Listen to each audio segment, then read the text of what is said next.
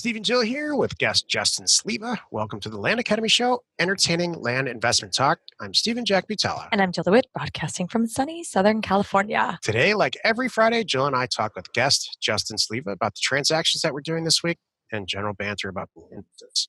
Before we get into it, let's take a question posted by one of our members on the landinvestors.com online community. It's free. Ben asks, I'm thinking about trying a mailer for some infill lots and just gathering data at this point.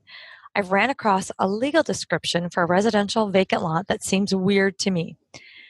S10886-Whitestone Condo Unit 4, 1.01% common interest. Nothing has been built here, yet no improved property value. But description says it's a condo, and this person owns Unit 4. So did this person buy a condo from a builder before it was built and has a deed for a land or a piece of it? Not really sure what to make of it. Thanks. I know what I think it is. Can't wait to hear it, Justin. I know. Okay, see what you think. I think you know what it is. Tell me if I'm wrong. I'm totally guessing here, but I feel like it's the common area at a condo that everybody owns a percentage of that their HOA pays. And I could be. That's a possibility. I think it could be a timeshare, because if on a timeshare, you could own a percentage too. You might own a 12th of it because you own a month or you own a week. So that would be 52 weeks in a year. So you'd own 152. What would that percentage be? That could be it as well. That's very viable. What it also could be is it could be land that somebody subdivided and made it into a condo. I've seen condo. We've all seen detached. What looks like a house was actually a condo. And then we've also seen undivided interest / common interest. And okay, here's the point. We're all saying some version of the same thing. At the end of a legal description, when you see INT, which is undivided, whether it's common interest or undivided interest or any kind of interest, just run the other way. That's insane. That's what you do here. I'm out.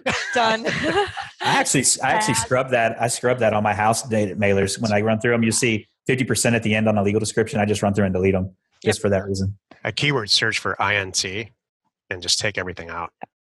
That's the key here. That would be smarter. I learned something today. Thank you. Thank you, Steve. I'm going to parlay this into another question I just read on Land Investors, scrubbing data. And there's a lot of strings on Land Investors about why can't you scrub this data out from RealQuest and keyword search and scrub it out. And keywords, and I'll answer the question and you guys can pipe in for sure. The place to scrub data is not in RealQuest. Yeah. Data is so cheap. Just get it all into Excel and go to town on it. Don't try to scrub stuff out of RealQuest. First of all, it's going to take you forever. Good point. Yeah, you see that a lot on our consulting calls. They ask that same question. Why can't I get rid of duplicates on RealQuest and things like that? And there's interface isn't set up like that right now. But like data tree, you can pull the duplicates out. But it's not as the interface doesn't work as well for rural vacant land. So it's just hit or miss. I can't express this point enough. If you're really, really, really constantly trying to save money and cut pennies, this is not the place to do that. Right. Buy a cheaper house, reduce your rent or something, because this is the profit. Don't skip on jewelry. Profit. Yeah. or fast cars. That's right. Yeah, thank you. That's right. Your point is to get the mail out there. You're going to spend some money on mail and data and make sure it's right. But what's going to come back is just in spades. Yeah. We're talking about doubling your money on a $10,000 or $30,000 acquisition. You're right. Yeah. And spending maybe $100 on data. If I send 100 offers out that I didn't need, that was $50, I'm still okay with that. Yeah.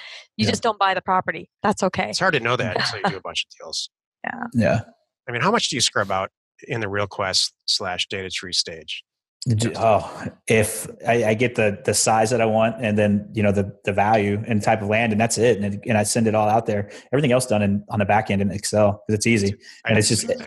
And usually, most of that, just as long as they have a good address and it's not I don't send to LLCs. A lot of people do. That's just me. I don't, but most people do. As long as it's not an LLC and they have good address, it's getting a piece of mail.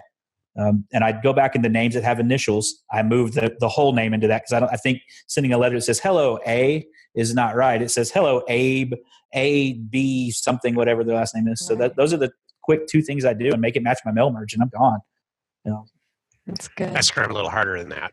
we take out government.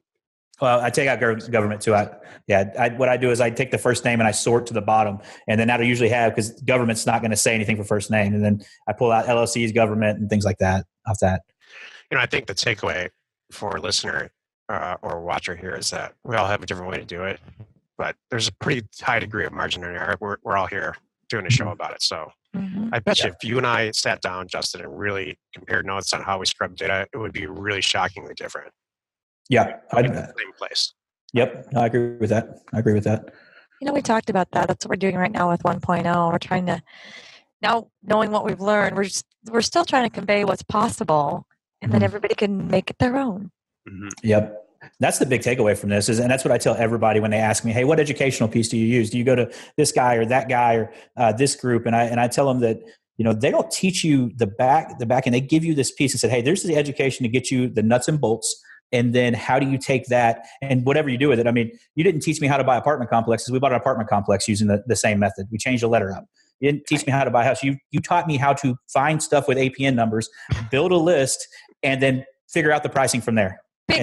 And that's all it is. It's just replicating a different pricing methodologies and different letters. So, that's if you want somebody to take you point A to point B, take you all the way through with all the minuscule steps, you probably need to find some like one-on-one coaching, not just say the course didn't do this. This is to give you your opportunity, your imagination, be your entrepreneur and make it your own. Right. So, again, it comes down to the stuff like this that matters, not the real estate itself. Exactly right. Has to pass. This is a phrase that I've been using all through 1.0. Test of reason. Yeah. Test of reason. It just has to make sense to you. Does it make sense to send mail to A colon? It just doesn't. No. Send it to exactly right. Or Mr. Smith, then it makes sense. Right. Yep. No, exactly right. Exactly I right. don't think the other people who are educators in this space know what they're doing. That's just the truth of it.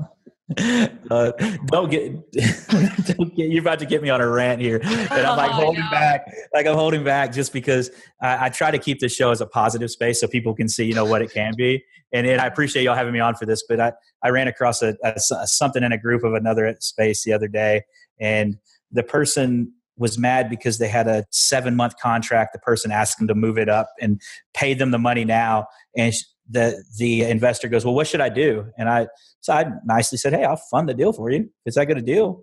And they told me they didn't want to buy the property. And I said, well, why are you putting a contract on it if you don't want to buy the property? I'm like perplexed by this right now. The idea is we're going to buy property for cheap and sell it for more. It's not about gaming contracts. And I'm perplexed by it, and I apologize about that rant. But that's funny, that's good. I think there's some things we all can do as investors to create, a above board business and all be successful. There's tons of deals, tons of money.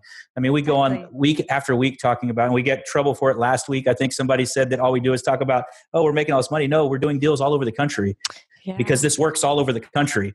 That's what we're trying to show you and give you that inspiration to do that. And the education's there. So what we're doing is helping other people make hordes of money for themselves. Yeah. We've opened a product that has to my knowledge, hasn't existed before January 1st. Yep. Where you can partnership it basically acting as a mortgage without all the fees and all the stuff.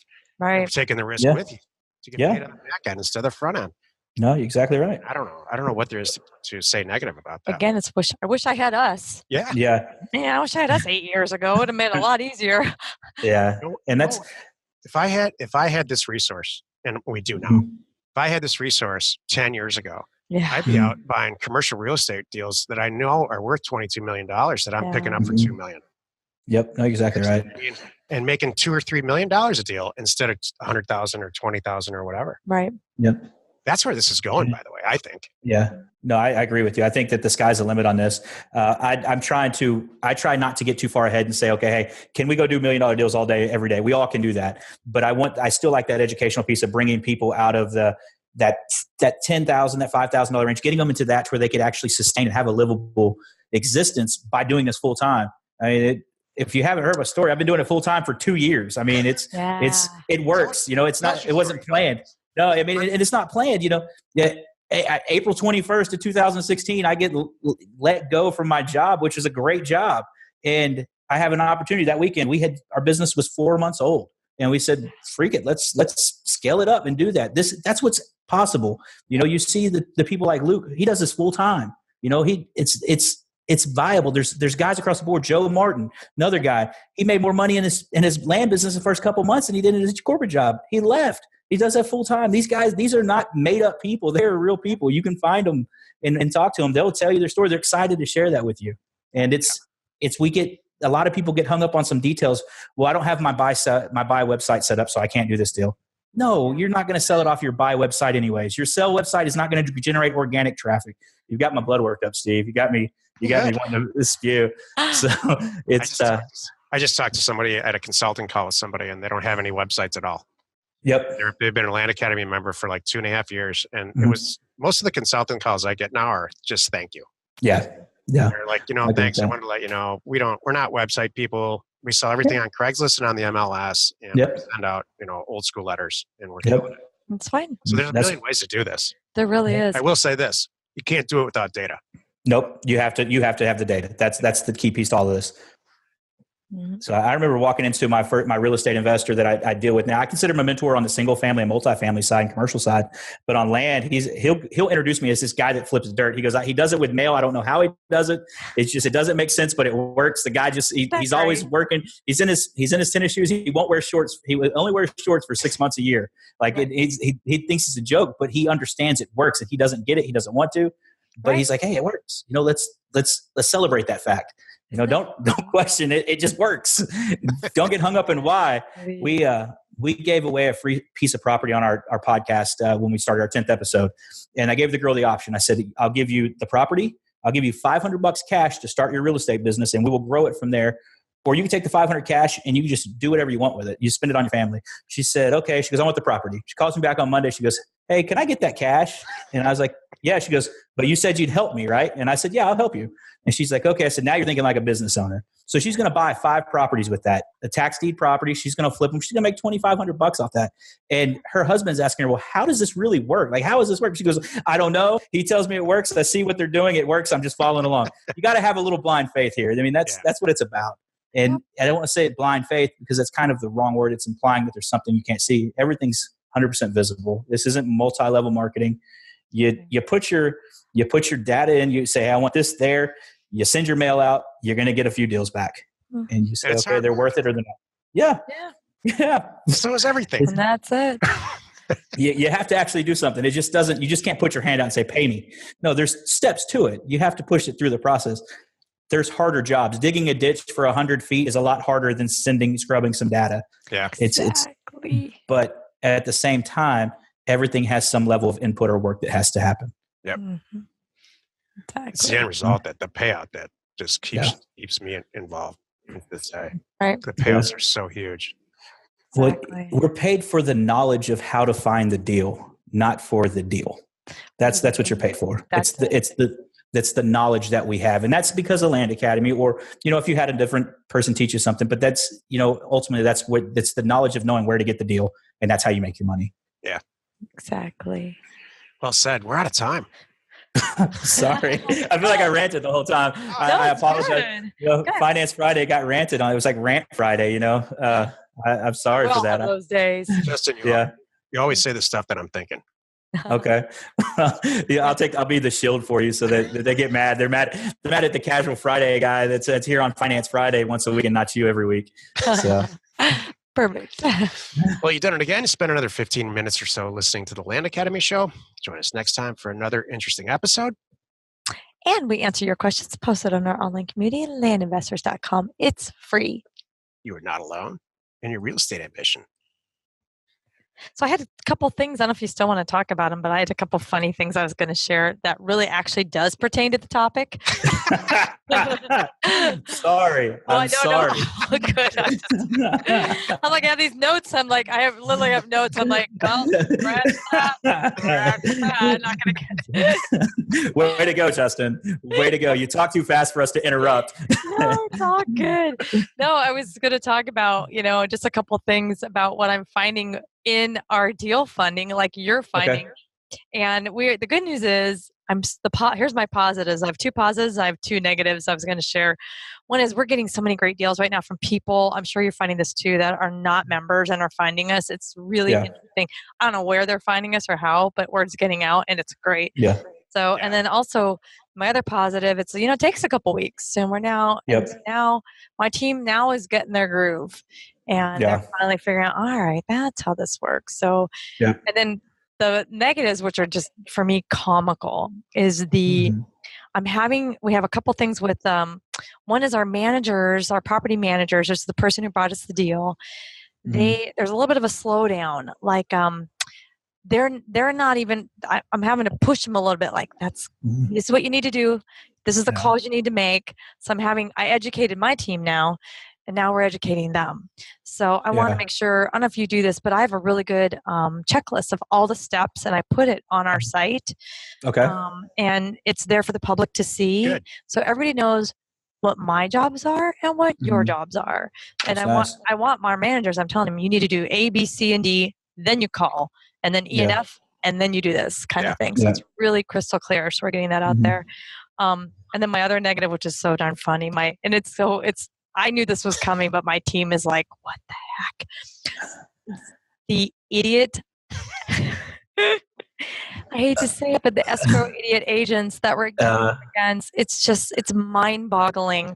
One of the things that we need to do, you're going to get a DocuSign today, Stephen, which is basically a permission slip allowing, it's a DocuSign document. This is what we're doing for this escrow agent. She doesn't believe, never mind, they have all the corporate docs, docs and articles, everything. So I'm having my team created a doc that says, just to reiterate, per our documents for the articles of organization, everything, only one of us needs to sign. Yeah. And they need a note. They need a note from dad that mom's allowed to sign.